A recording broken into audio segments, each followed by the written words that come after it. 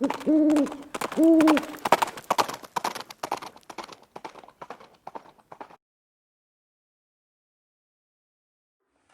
good morning, guys. It's Viejo here, and it is the last weekend of October here in 2022.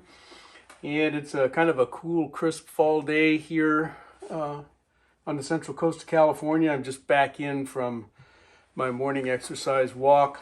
Went over to the Cars and Coffee show, and I'll put in a couple of clips from that show. It's a lot of fun anyway. It's kind of at the terminus of my exercise walk a couple miles away from home. So here's a little bit of video of that, and I'll come right back. Okay, guys, here we are at the weekly Sunday morning Cars and Coffee here in my hometown.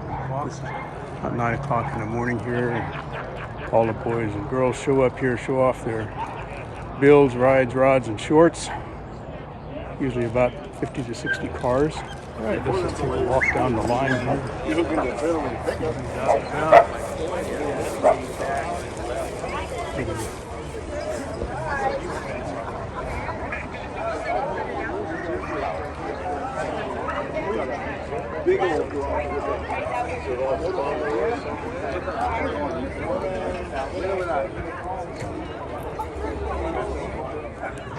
Nothing like a good short on a Sunday morning, eh? What's up? How's it going, man? Good, good. What are you guys been up to? This Ford's one of my favorites.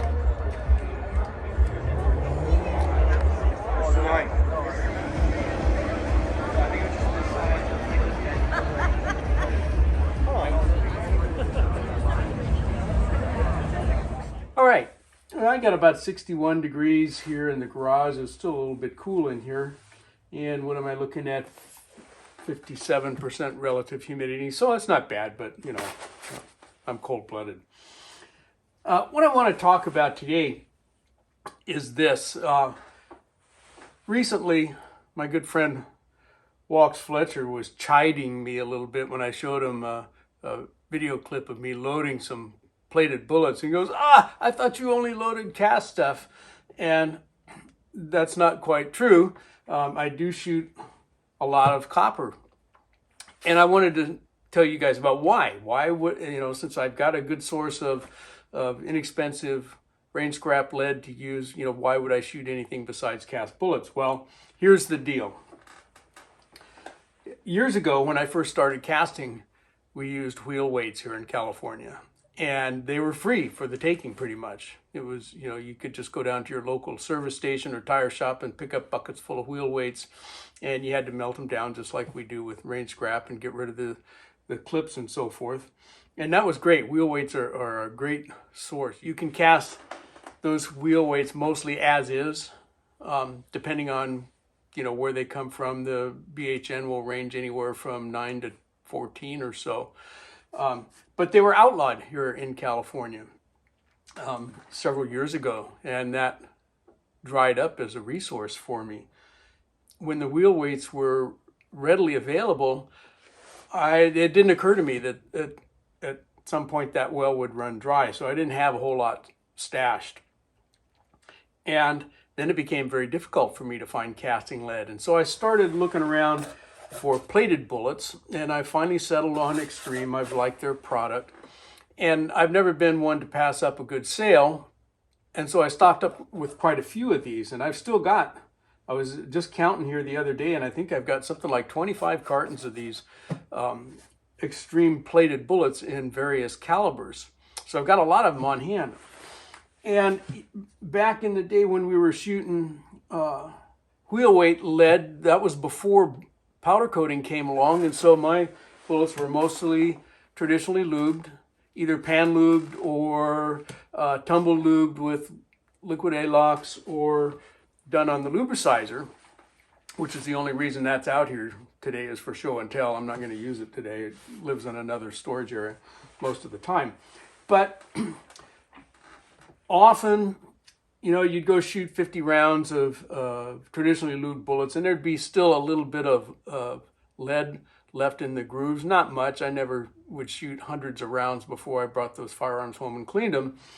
And I would always take a few jacketed rounds to blast through there and help scrape out any residual lead, and that just shortened the cleaning process when you got home. That, incidentally, is not a good idea if you do go shoot, you know, a whole bunch of traditionally lubed lead bullets through your firearm. Those barrels can get pretty heavily leaded up in a hurry if the alloy's wrong, if the pressure's wrong, okay, if the fitment is wrong. And it's possible to get enough blockage in there where you can jam a bullet in your barrel doing that. So you got to kind of know where you are and to what degree of leading is there before you do something like shoot jacketed bullets through there. But I did it as a practice. You know, I'd go shoot 50 rounds and then shoot some of this stuff through there. So I was always stocking up on these bullets too, and I would wait for sales, and I still buy some of those. Just for example, Midway had these Hornady Hap bullets, okay, on sale. These happened to be 9mm, and they got to my house for 9 cents a round. That's pretty cheap. It's hard to buy plated bullets for that. So I bought some. There's 500 of them in there, and they're just kind of sitting on the floor. I don't know when I'm going to use them, but I got them. Well, then along comes powder coating with our cast bullets, and kind of coincidentally with the time that I joined my local gun club and asked them, hey, can I go mine the lead out of the berm? And they said, sure, get as much as you want and get it out of there. So that was a good deal for me.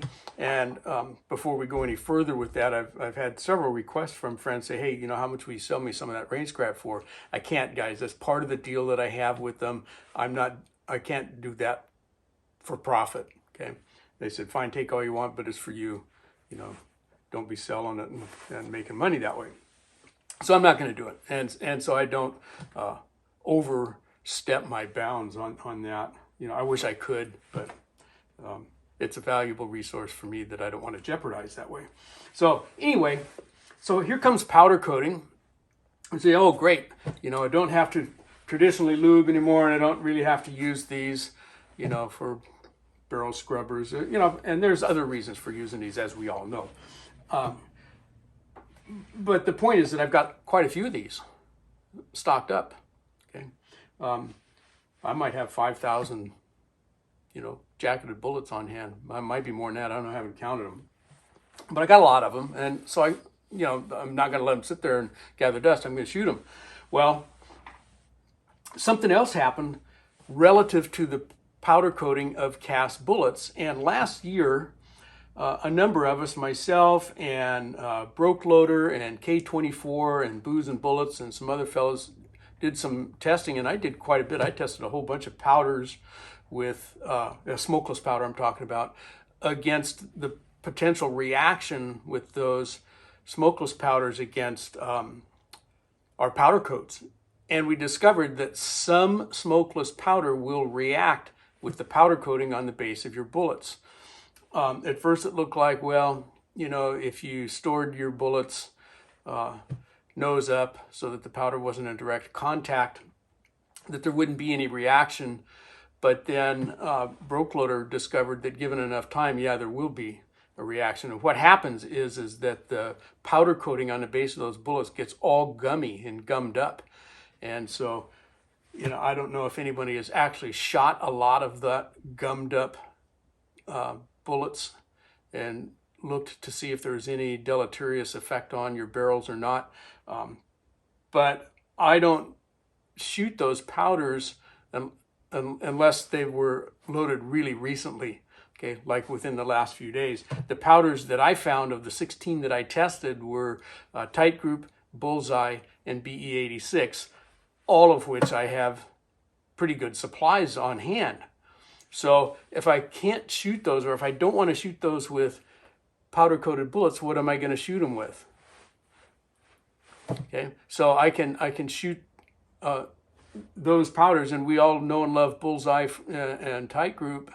A lot of people don't use BE86. For a while during the last previous episode of Short Powder, BE86 became available because Unique was hard to find and BE86 was available. So I bought a keg of that, and I still got a whole bunch of that, and it works fine. It's a good powder. So here I am now. I got, virtually all of the casting lead that I want. Got the powder coating thing under control, but I can't use or don't want to use Bullseye or Tight Group or BE86 with those powder coated bullets. But I've got a lot of this stuff on hand, and I can use those powders with these guys no problem. So that's kind of what I'm doing, is I'm using all of my resources to best advantage, stuff that I've stored up, stacked up, kept on hand here at home for just such occasions, not knowing what those occasions were going to be.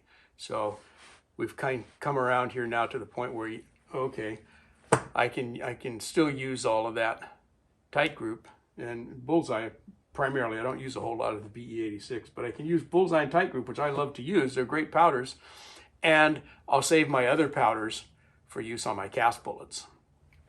All right. So, I've got powders on hand that I don't want to use with cast bullets, and I've got a lot of plated and jacketed projectiles on hand that I don't want to use up my powders that I'm reserving for the cast bullets on. But I have plenty of Tight Group, Bullseye, and BE86 that I can load this stuff up, and I've got plenty of it. So that's the story. Don't be the grasshopper, be the ant. When you come across, sales on stuff, if you can afford it, get it. You never know when it's going to come in handy. Same thing with primers. I've got lots of primers, but when they come available during times like these, I buy them. And I'm still shooting. So there it is.